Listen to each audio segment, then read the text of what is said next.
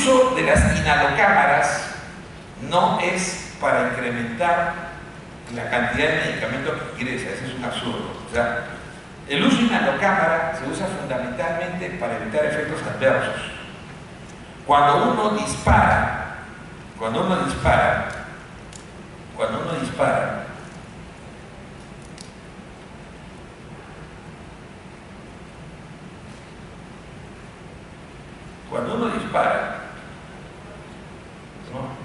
a un paciente, entonces la inhalocámara, ¿qué forma tiene?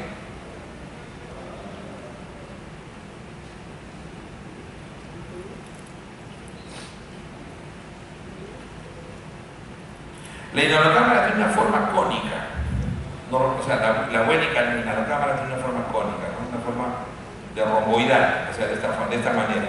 ¿Para qué? Cuando uno dispara, todo lo que se abre, no va a entrar nunca al alveolo. Lo único que entra al alveolo es lo que se llama el MDI, dosis inhalada meteorizada, o sea, la dosis ya medida, dosis medida inhalada. Y ese es el 10 al 20% de todas las dosis que disparas. La dosis que tú disparas, ya se sabe que máximo el 20% va a ingresar. Lo máximo. Entre 10 al 20%. Es lo que va al centro. Eso es lo que ingresa. Siempre y cuando tú en ese momento aspires. Entonces, lo más importante en sus pacientes, y yo siempre les digo, no es cuestión de decir 2 puff, y tú le preguntas al paciente qué es un puff. Sí, doctor, disparar. ¿Y cómo se dispara? Con inhalocámara. No necesariamente.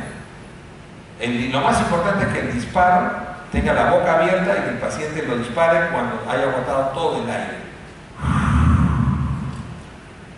Ya te desinflaste, sí, tu boca abierta, ahora dispara y aspira. Disparaste y lo tiene que aguantar lo más que pueda. Eso es un puff. Ese es un puff. Lamentablemente, yo espero, para mí lo más importante de enseñarles asma acá es eso.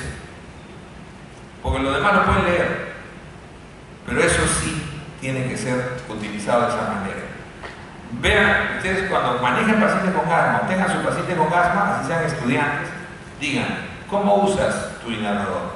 Que dice, doctor, lo muevo, lo agito, me lo pongo en la boca y disparo. Ya, disparas con esto. Pegadito a la boca, sí. No. 5 centímetros. ¿Por qué? Bota todo el aire. Entonces tú haces la operación. Botas todo el aire y vas a disparar con la boca abierta después de haber botado todo el aire. Disparas en el momento que comienzas a aspirar. Y no dejas de aspirar hasta que llenes todo el pulmón. Y en ese momento no botas el aire inmediato. Lo aguantas lo más que puedas. Y ese es un disparo normal. Entonces, ¿para qué necesita la cámara si el 10 al 20% va directo? La cámara no es para concentrar. No se respira en la cámara, otra burrada, tampoco es así. La cámara atrapa lo que se abre. O sea, el resto, el 80% del medicamento va de esta manera, ¿no es cierto? Y va a ser atrapado ¿por quién? Por la boca. Y eso lo van a tragar. Y eso es lo que produce el efecto adverso.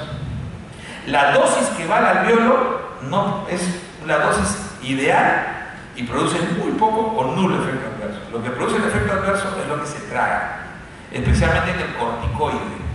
Entonces, ¿cómo evitar que no traigan eso? Por eso es que la cámara debe tener esta forma.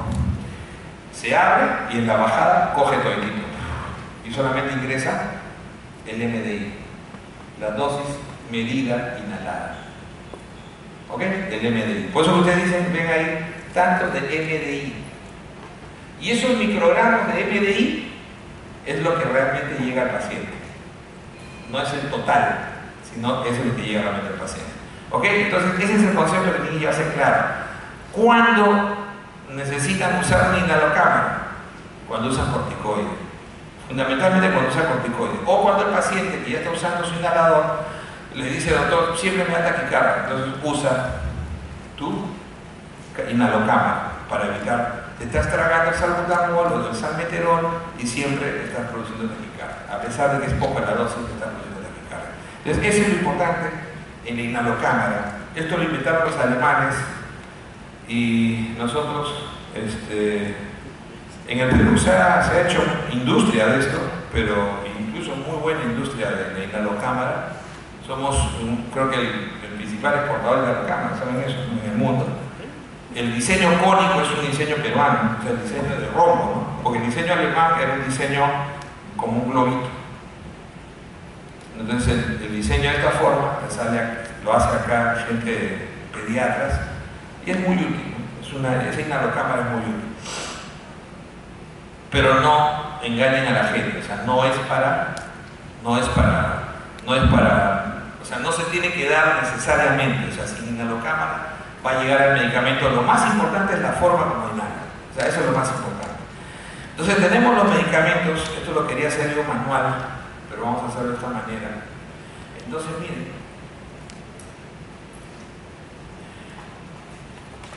ustedes acuérdense siempre, un paciente es intermitente mientras tenga menor o igual a 2 síntomas diarios, ¿no? Estos síntomas de acá son síntomas diarios o síntomas diurnos, también lo llaman a veces, y estos de acá son de despertares nocturnos o también lo llaman síntomas nocturnos. O sea, muchas veces en las preguntas de examen, de ENAN, etcétera, te lo ponen paciente con síntomas nocturnos. Bueno, mal traducido, ¿no? Es despertar, o sea, en realidad es el despertar. Todos los pacientes preguntas, ¿cuántas veces te despierta el asma en el mes?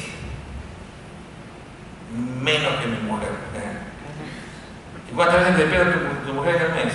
2 veces, menor que 2 veces. Menor que 2 veces, intermitente. ¿Cuántas veces tienes síntomas en el mes diarios? O sea, síntomas diarios. 1 o 2 veces, doctor. Menor de 2 al mes. Entonces, si eres menor de 2 al mes en síntomas diarios o en despertares nocturnos menor o igual a 2, eres asma intermitente.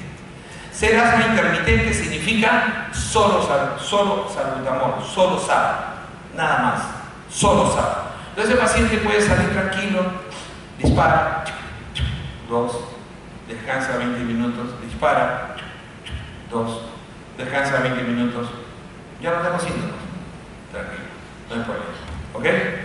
Entonces, simple y llanamente ese paciente, ese es asma intermitente, por la intensidad de los síntomas. Por las pruebas, normalmente ese paciente, ¿cómo va a estar su BEFS1?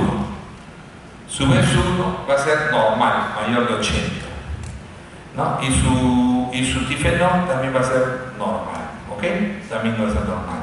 Incluso su actividad diaria, ¿cómo será? Ninguna interferencia, no pasa nada con su asma. Ese es el asma intermitente. El asma persistente, ahí sí uno tiene que categorizar. Entonces la manera de categorizar más fácil es la siguiente. Ustedes agarran, ¿cómo se acuerdan? Dicen, o agarren su tablita, ¿no? Si están en consulta no tengan miedo nunca de agarrar su tabla, pero si ustedes tienen que hacerlo en memoria, o es un examen, entonces en los síntomas diarios, o como le dicen síntomas diurnos, este de acá es fácil, menor o igual a 2, menor o igual a 2. En ambos casilleros se dan cuenta que es lo mismo, solamente que acá es por semana y acá es por mes. No, puede ser ambos o uno. Pero ¿qué pasa si yo te digo que me despierto 5 veces a la semana y mis síntomas diarios casi nunca tengo síntomas? No te doy el dato bien, te digo, sí, 3 veces, 1 vez por semana, doctor. Pero ya te estoy diciendo que me despierto más de 5 veces. Entonces eso es lo que vale. Entonces vas a entrar en moderado mayor a 1 vez por semana, ¿te das cuenta? El hecho de despertar te pone moderado. Entonces el síntoma diario o síntoma diurno, como le dicen erradamente en algunos libros, es a partir de más de 2 por semana, ¿no es cierto? Pero ¿cómo pueden ustedes acordarse más fácil? Acuérdense siempre eso. El severo tiene síntomas todos los días, todo el día. Ese es el severo. Entonces yo agarro y pongo, en mi papelito pongo leve, moderado, severo, ¿no es cierto? Entonces vamos a ver si podemos armarlo acá, ¿ya? Voy a hacer el intento.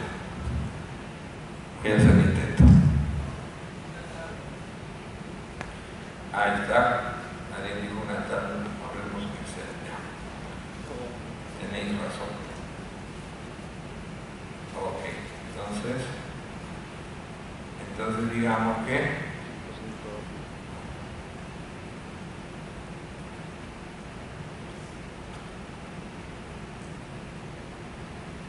tenemos así, y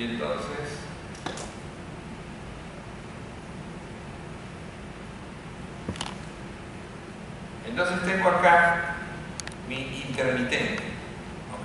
Tengo acá mi intermitente, ¿no?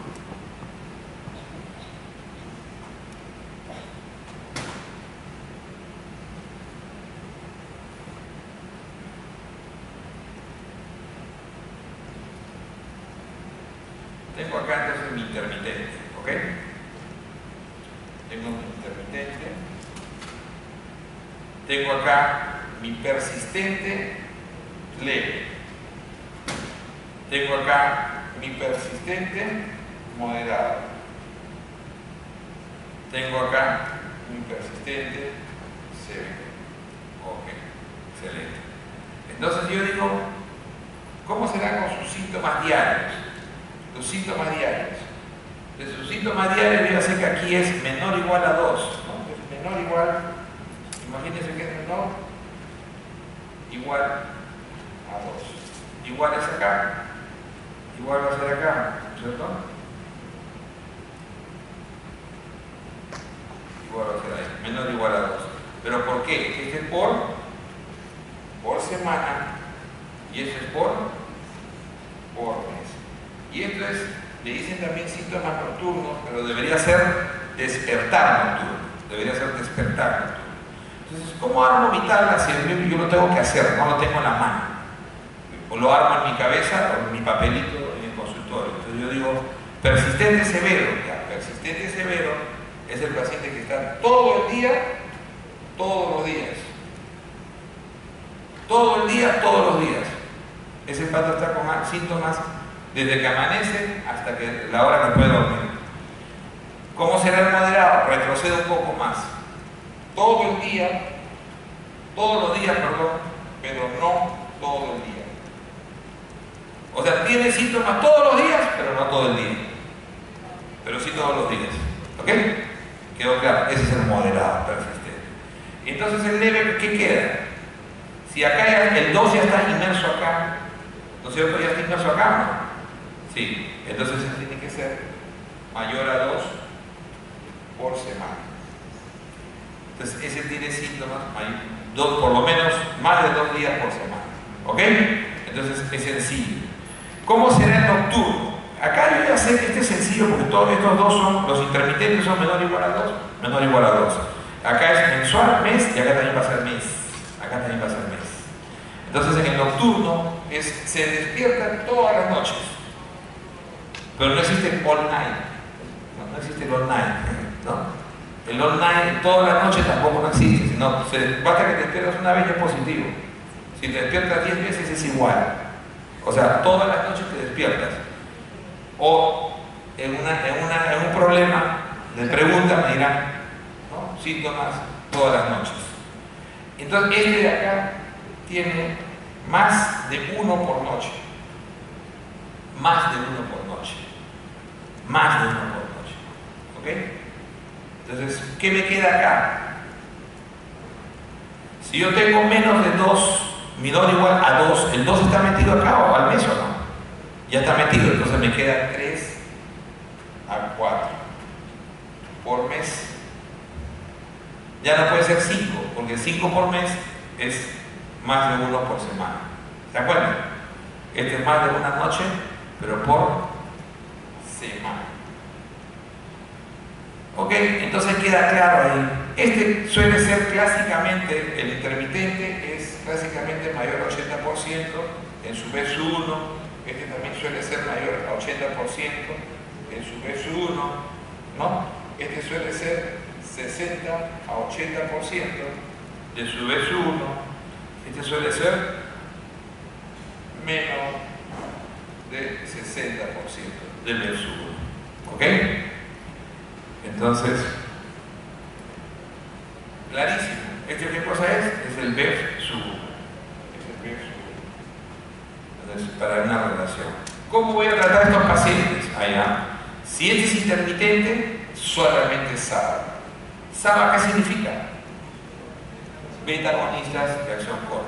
¿Puedo hacer? En nuestro país solamente tenemos salbutamol, que es el albuterol de los gringos, pero podría haber un paciente que traiga, por ejemplo, terbutalina de otro país, o que tenga fenoterol para nebulización en su casa. Yo tengo mi nebulizador, no salgo de mi casa. No me gusta el inhalador. Hay gente que piensa que el inhalador lo va a matar.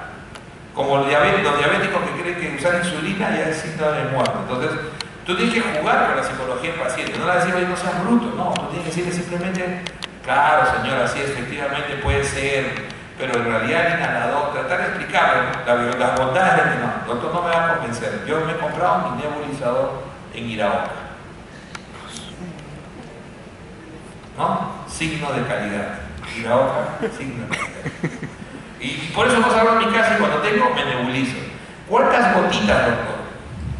¿Qué usas? Fenoterol. 5 a 6 gotitas. No, doctor, tengo mi gota de salbutamol. 20 a 25 gotitas. Tú, para ti, 18.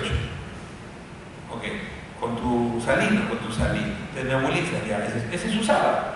O sea, tienen que jugar con el paciente también. Igual va a funcionar a los 20 minutos, igual pico máximo a las 2 horas, igual si es crisis, o sea, si el paciente hace crisis, lo vas a usar cada 20 minutos, en rangos de 20 minutos, dos nebulizaciones o 2 disparos. Entonces, más de 10 minutos de nebulizaciones no sirve para nada. O sea, no lo puedes tener nebulizando 30, 40 minutos, no.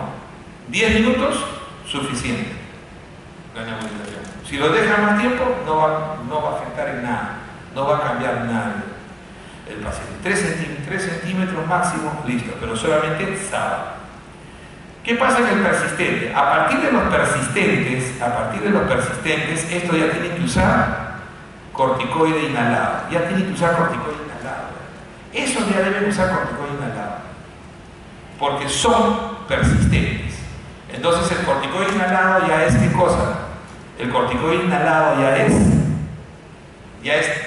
ya va contra el proceso inflamatorio. Contra el proceso inflamatorio. Nunca se les ocurra dar un cachito de prednisona, ¿no? Esos genios de un cachito de prednisona, una Alexa intramuscular, no, eso no es medicina, ¿ok? Entonces ustedes acá inician su corticoide inhalado. Salbutamol,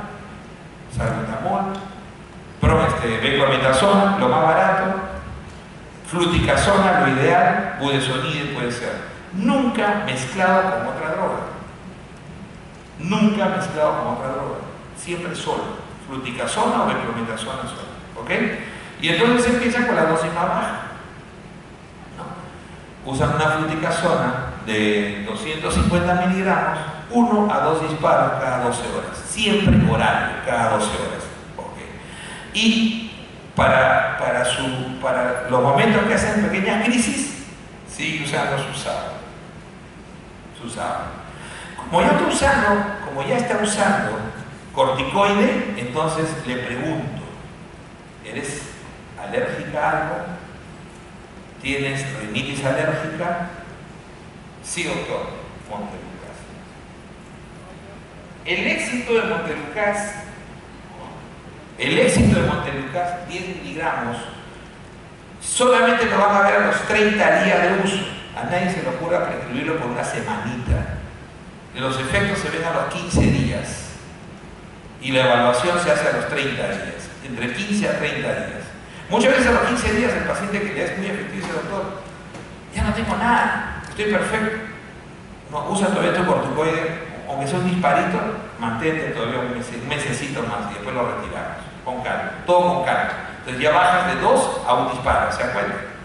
Entonces, eso es lo que te permite el Montelukast. El Montelukast no te debe reemplazar el corticoide, te debe ayudar al tratamiento. Entonces usas Montelukast 10 miligramos, generalmente en las mañanas.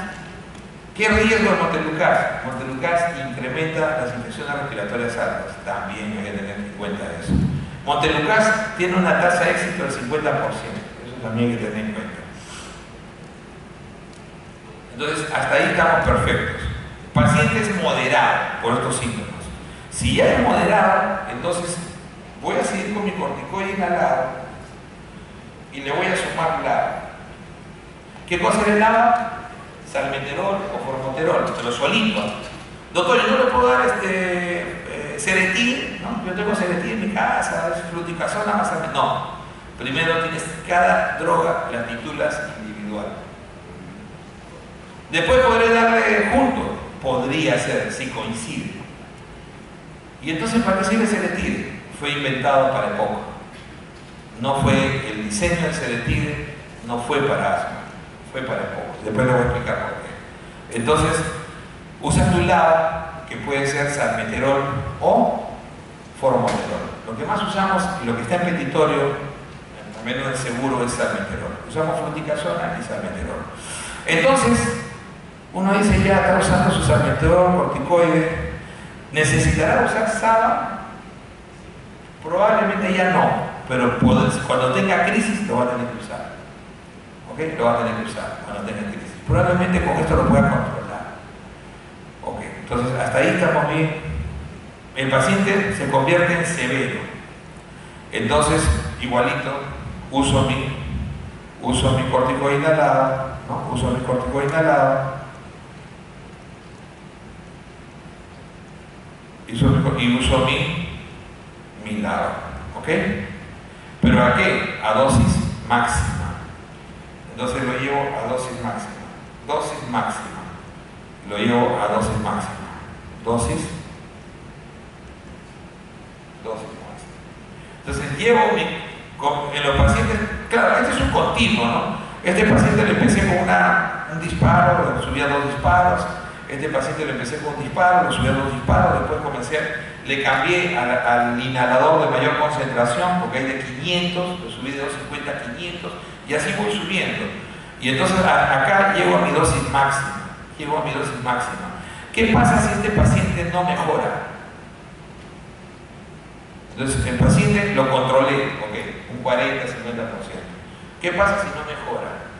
Entonces si no mejora, mi historia me dice que es un paciente con hipersensibilidad. De repente tiene IgE alto. Y le hago un dosaje de IgE. ¿No es cierto? Le hago un dosaje de IgE y veo si el IgE, si está alto, le daré omalizumab. ¿Ok? Si está alto, le daré omalizumab. Esto es el refractario. Estamos hablando de ese refractario que le di, ¿no? Ese refractario que ya lo llevé al tope de las dosis y no mejoró. Entonces le voy a dar su IgE, su dosaje IgE. ¿Está alto o omalizumab? No, doctor, está normal. Entonces, en Perusalén tendré que darle prednisona. ¿Ok? Estoy en Perú y no me queda más que prescribirle prednisona. Entonces, es ahí recién donde yo uso prednisona. Entonces ustedes verán la cantidad de pacientes mal manejados con corticoides en los consultorios, sin tener en cuenta que el corticoide puede ser mortal. ¿Ok? Puede ser mortal. Entonces, eso es lo que quiero que les quede clarísimo con el manejo del asma.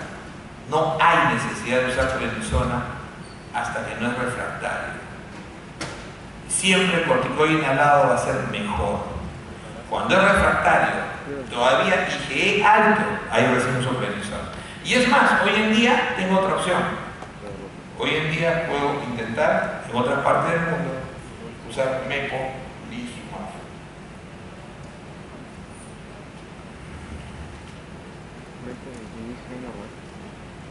¿Ok? Entonces todavía incluso puedo usar mepolizumab, anti-interleuquina 5. ¿Ok? ¿Quedó clarísimo eso? Sí.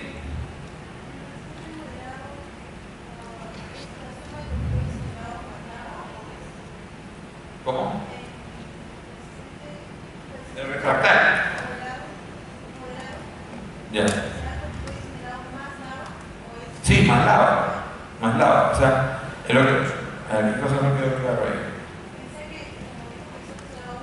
No. Acuérdense que en el leve, inhalado solo. O sea, como tratamiento crónico. Acuérdense que el SABA siempre es PRN, es condicional. O sea, entonces, tratamientos crónicos son estos de acá. Esto es crónico, se usa en forma persistente. Se usa en forma persistente, ¿ok? Tratamiento crónico. Entonces tú vas en esa escala, vas corticoide inhalado en leve, dosis bajas, corticoide inhalado más lava, dosis bajas, corticoide inhalado más lava, dosis topes. SABA para acá obviamente acompañando, pero acá también en las crisis obviamente también vas a usar tu SABA. También vas a usar tu SABA acá en las crisis. De hecho, doctor, ¿y cuándo uso otros medicamentos? ¿Cuándo uso tiotropio? ¿Cuándo uso teofilina? La teofilina, algunos pacientes van bien, les cae bien, y se puede intentar acá, en el refractario. En el refractario es en el que se puede intentar teofilina. ¿Ok? En el refractario se puede intentar darle ipratropio a ver si le ayuda en algo. Igual, refractario. ¿Ok? Entonces le intento ipratropio. Pero es una recomendación débil. La teofilina tiene muchos efectos adversos, entonces uno lo usa en función del paciente. Si el paciente ya tiene mucha taquicardia, agregarle teofilina puede ser totalmente deleterio, malísimo, ¿no? Entonces no tiene sentido. El ipatropio también produce taquicardia, entonces no tendría mucho sentido. Ya lo tengo con mis inhaladores, normalmente tiene 110, 120 frecuencias, ya está en el límite, no le puedo dar más. Y eso me inhibe manejar. Entonces ese es el cuadro básico, como les decía, del manejo, ¿no? Tratando de simplificar. Y esto es lo que les decía, ¿no? Severidad, miren ustedes acá, el severo, el estado, las exacerbaciones severas, el estado asmático severo, como les decía, mayor de 120, pulso paradójico, PCO2 mayor de 42, y miren ustedes el preparo, es un preparo. Y estos son lo que habíamos, es un resumen de esto, ¿no? De los pasos, aunque acá hacen más pasos, pero en resumen lo que les he puesto es lo más práctico, ¿ok? Es lo más práctico, pero esta es una manera de hacerlo con diferentes pasos, ¿ok? ¿Qué pasa cuando el paciente tiene exacerbaciones severas, estatus? Entonces en el estatus, yo lo que voy a hacer es, el paciente está saturando menos del 92%, el paciente puede tener tiraje. Si satura menos de 90, ya es la exacerbación severa, muy severa. Entonces el paciente de moderado a severo que llega a emergencia, ¿qué hago con él? Le comienzo a dar salbutamol y ipatropio cada 20 minutos, pero se lo doy en dosis altas. Por ejemplo, ¿cuántos disparos de salbutamol? 4 a 8 disparos. Entonces le voy a dar hasta 4 a 8 disparos acá. ¿Ok? Salbutamol es preferible, ¿no? Por nebulización, si hay la posibilidad. El salbutamol, a veces el paciente, por la misma ansiedad, es difícil hacer el disparo. Entonces, por eso es preferible hacer a veces nebulizaciones, ¿no? Y paralelamente, ahí sí empiezo, en esa crisis moderada, severa, sí está indicado usar hidrocortisona, no Dexa, no prednisona, no metilprednisolona, sino hidrocortisona.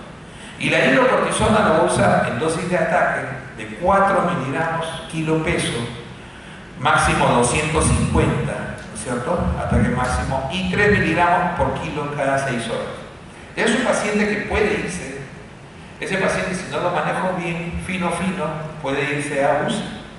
Entonces lo que tengo que evitar es que el paciente llegue a UCI, ¿no? Entonces empiezo a nebulizarlo secuencialmente 4 veces cada 20 minutos, a dispararle su ipatropio y aplicarle hidrocortisona, una ampolla de 250. Okay.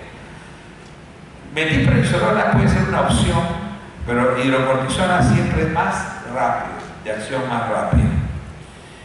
De ahí, hidratación.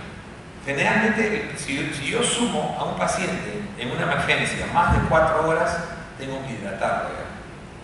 Pero yo lo tengo 4 horas y el paciente está taquineico, se está deshidratando, ¿ok? Entonces ya comienzo a hidratarlo. Antibióticos, si es necesario. ¿Qué sigo a esto? A esto le voy a seguir.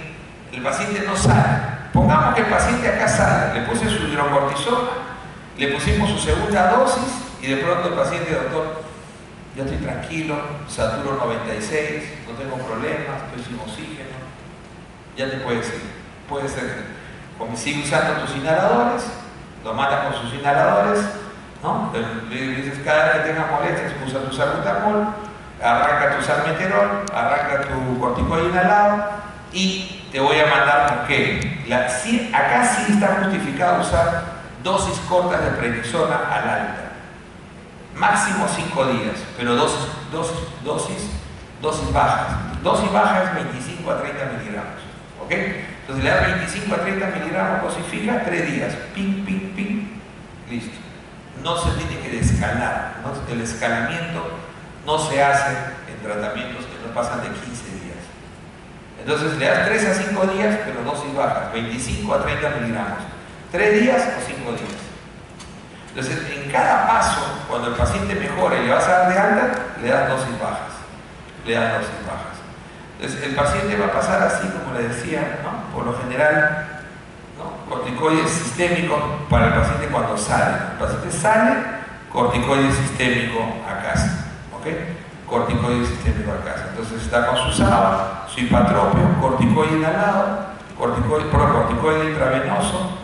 Y cuando el paciente va mal, entonces el paciente que no responde, le puedo indicar algunas otras posibilidades. Sí, le puedo indicar otras posibilidades. Por ejemplo, al paciente se le puede indicar sulfato de magnesio. El sulfato de magnesio puede utilizarse hasta 2 veces en estos pacientes. ¿Ok?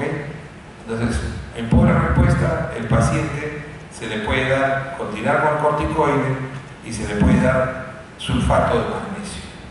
El sulfato de magnesio, como les decía, solamente se usa en 2 dosis al 10%, ¿no? Al 10%, no funciona, el paciente va a UCI. No mejora, el paciente va a UCI. Ahora, el paciente que mejora siempre, como les decía, al momento de descargarlo, uno le puede dar prednisona para su casa. ¿Ok? Prednisona para su casa. Como les decía, la dosis inhalatoria fundamentalmente 10 a 20% solamente va a donde nosotros necesitamos, mientras que el 80 a 90% es absorbido por vía oral. ¿Ok? Por eso ahí está la utilidad de la inhalocámara. La inhalocámara nos puede atrapar un buen porcentaje de este medicamento que iba a ser tragado. Eso es importante. Ok. Vamos con el EPOC. En el EPOC ya habíamos hablado de algunas cosas.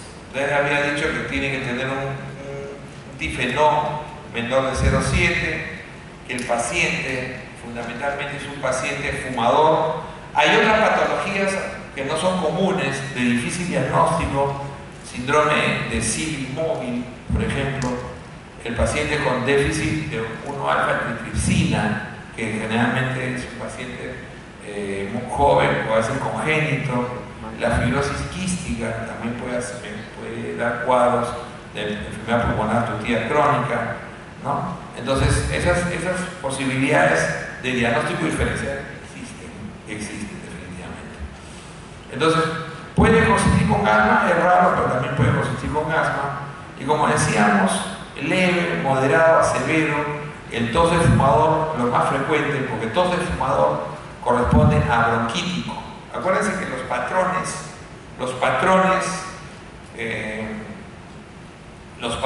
de ¿cómo se llama? Clínicos, los patrones clínicos son el tipo A, enfisematoso, el tipo B, bronquítico. Pero en medicina no hay absolutos. La gran mayoría tienen patrón mixto, o sea, más bronquítico con algún grado de patrón enfisematoso. El bronquítico es el tosedor, ¿no? El tosedor, ¿ok?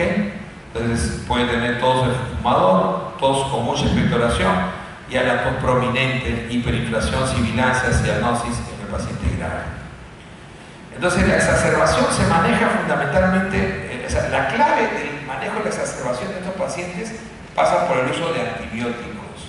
Entonces uno tiene que utilizar fundamentalmente algún antibiótico, uno le da oxígeno, de preferencia un Venturi, pero fundamentalmente lo que va a manejar en la exacerbación leve es amoxiclavulánico, ¿okay?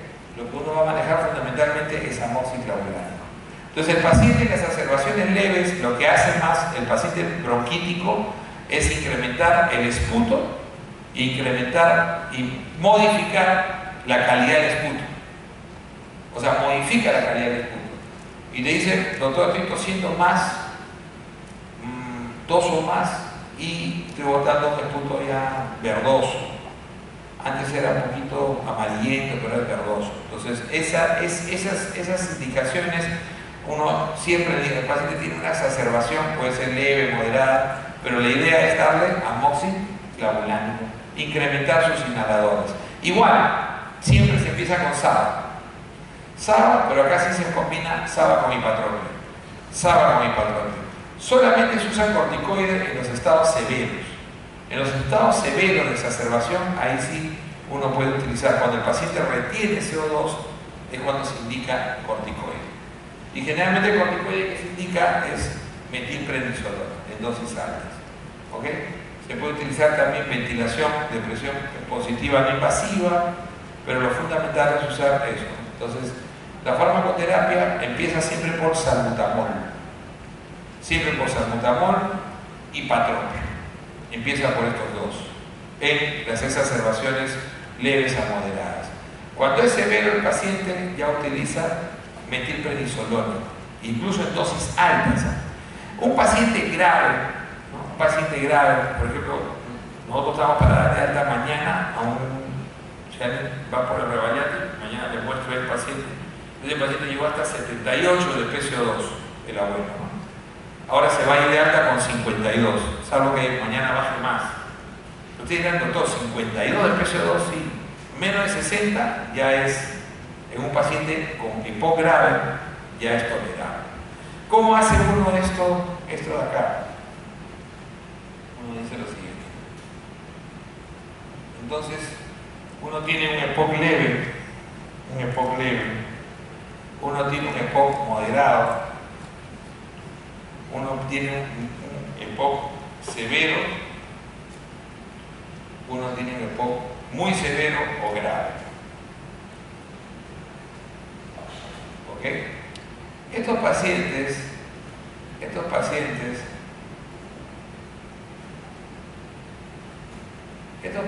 fundamentalmente lo que marca ahí, o sea, el ingreso de estos pacientes, lo que marca fundamentalmente qué cosa es el hecho que tienen lo que tienen fundamentalmente es un tifenol menor de 0,7. Eso es lo que marca su ingreso como poco. Pero este leve va a tener un PES1, ¿cómo? Va a tener un PES1 fundamentalmente de mayor de 80. Este moderado ya tiene un PES1 entre 50 y 80. Este severo tiene un PES1 entre 30 y 50. Y este grave tiene un PES1 menor de 30. ¿Se da cuenta? Entonces uno más o menos lo puede estratificar de esa manera. ¿Ya? Ella tiene un PES1 importante. Entonces, este paciente, por ejemplo, grave, aparte, ¿qué otra característica tiene? Necesita oxígeno domiciliario. Este ya desarrolla hipertensión pulmonar. Este paciente es el que ya está muy comprometido, ¿no? sobrevida máxima 2 años a partir de ese diagnóstico, ¿no? Entonces tienes esa condición. Entonces, claro, estos pacientes, por ejemplo, el severo es tosedor empedernido. Este ya es un tosedor severo, con gran producción, es un tosedor severo, con gran producción de moco, ¿no? Con gran producción del moco. Es un tosedor clásico severo, disneico. ¿Qué pasa si este severo, estando entre 30 y 50 todavía de S1, necesita oxígeno? Siendo todavía por encima de 30, desde el momento que necesita oxígeno permanente, pasa a ser grave. Pasa a ser grave. Y este moderado, ¿no? Son pacientes que tienen exacerbaciones muy frecuentes. Entonces, las exacerbaciones, como les decía, tienen que ver con el hecho de poder utilizar en estos pacientes. Acá yo básicamente voy a usar SABA en el leve. SABA e hipatropio.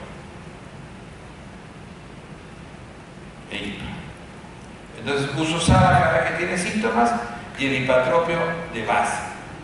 ¿Cómo se dice de base? O sea, en forma persistente. El paciente empieza a usar su hipatropio, dosis baja, su SABA cada vez que tiene síntomas. En el moderado ya comienzo a usar, además del IPRA, ¿no? Voy a utilizar ya salmeterol.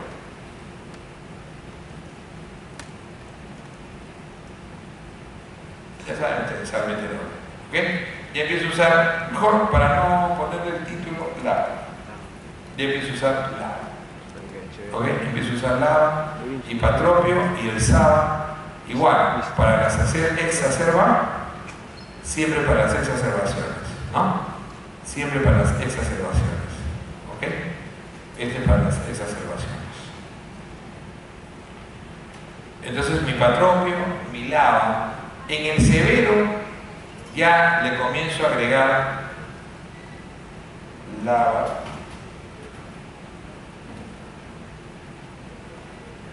más corticoide inhalado. Es ahí donde no me interesa mucho la dosis, doctor, no. Porque en realidad en el paciente con EPOC toda la medicación que estamos hablando es sintomática. A diferencia de asma, la medicación revertía el cuadro, ¿no? Claro que sí.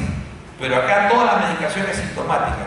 Le den o no le den, se va a morir en la misma cantidad de años. No va a revertir la enfermedad, no va a mejorar la calidad, el tiempo de vida, ni va a disminuir las exacerbaciones. ¿Entienden la figura?